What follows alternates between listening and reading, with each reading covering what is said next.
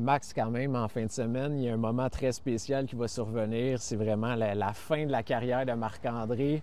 Pour toi, de le revoir avec un chandail des Pingouins pour une dernière fois, qu'est-ce que ça va te faire? Ben, ça va être spécial. Je pense qu'il n'y a jamais eu un match un match de pré-saison qui a autant été regardé par tout le monde. Mais je trouve ça incroyable pour lui d'avoir cette chance-là. Puis pour lui, mais aussi pour les fans des Pingouins. Tu sais, il a quand même participé à 3 Coupes Stanley là-bas, été repêché là-bas. Puis tu sais, il a marqué l'histoire des Pingouins, mais non seulement des Pingouins de la Ligue nationale, je pense. Donc pour lui, de faire le choix de retourner. Puis c'est pas, je pense pas qu'il veut se retirer comme Pingouin de Pittsburgh. Là. Il a mis comme ça parce qu'il a beaucoup de respect pour Bill Guérin et le Wild, mais je pense que c'est de boucler la boucle avec les Pingouins de Pittsburgh. Puis Marc-André, c'est tellement un gars bon pour le hockey, bon pour les gens, puis il réalise l'importance qu'il y a eu là-bas, donc il veut redonner.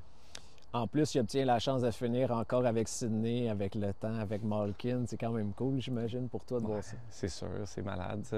C'est juste que les trois, ce record-là, de la plus longue tenure, les trois ensemble dans une équipe de, hockey, de sport professionnel. Mais ils ont commencé tous ensemble. Fleury, juste 2 ans avant, mais on a grandi ensemble à Pittsburgh. Donc, s'ils retournaient à Pittsburgh et ces 3 gars-là étaient là, je pense pas que ça serait pareil. Parce qu'ils ont commencé ensemble, puis ont joué si longtemps ensemble. Donc, ça va être spécial pour lui. Puis même quand il les affrontait, les Pingouins, dans d'autres gilets, il était tout le temps sur la ligne rouge. Hein? Il était tout le temps sur la ligne rouge à gosser Sid, à parler aux boys. Donc, je trouve que ça se termine bien.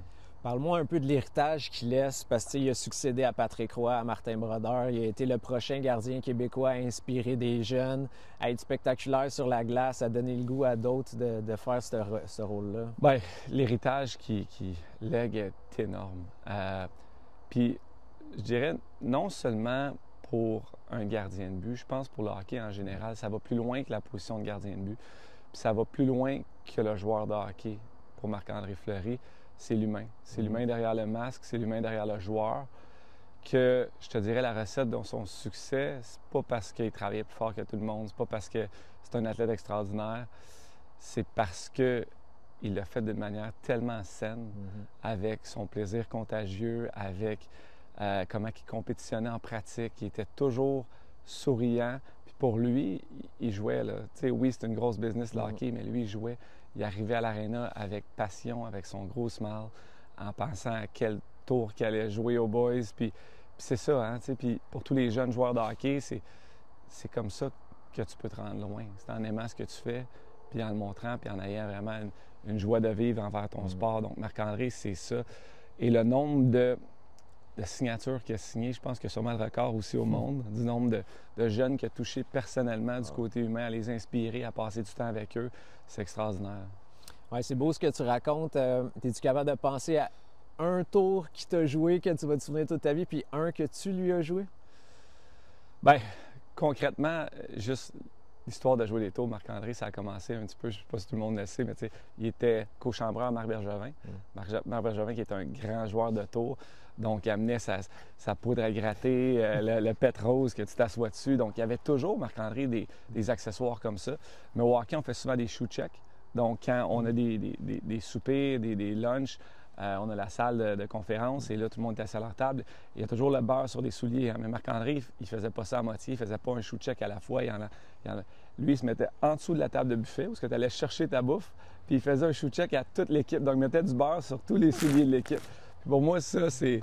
Il voulait pas juste pranker un gars. C'était un après l'autre. Puis c'était toujours dans sa tête. Hein? Mais j'ai des images de Marc-André qu'on joue. On joue au soccer souvent dans les matchs. Puis, tu sais, qui court partout, qui saute sur des affaires. Puis souvent, c'est prendre à une blessure. Là. Tu fais comme attention, c'est ton gardien numéro 1. Mais il mettait vraiment son tout derrière, autant sur la glace que ses tours. Là. Puis une petite dernière, même nous comme journalistes, on a l'impression qu'on va s'ennuyer de lui parce qu'il y avait toujours une histoire à raconter, il était toujours agréable à interviewer, il y avait des arrêts spectaculaires sur la glace. Je peux pas imaginer à quel point toi, tu vas t'ennuyer de le voir. C'est sûr. Juste sa posture dans le filet, son rituel avec les poteaux. Tu sais, comment il se tenait avant, pendant les matchs. c'est une des choses que j'aimais le plus entre moi et Marc-André, c'était notre routine juste avant qu'on allait embarquer. On se tapait dans le casque, puis on se disait un petit mot, puis souvent le petit mot, ça n'avait aucun rapport au match qui allait se passer. C'était par rapport à quelque chose qui s'était passé dans le warm-up, c'était par rapport à des gens dans les estrades. Donc, on riait, on gardait ça simple, puis c'était une façon de se décontracter avant le match. Donc, oui, on va s'ennuyer. Marc-André, c'est un des plus grands gardiens de but, plus grand joueur de hockey qui a joué. Puis, on lui souhaite tous beaucoup de bonheur pour sa deuxième carrière.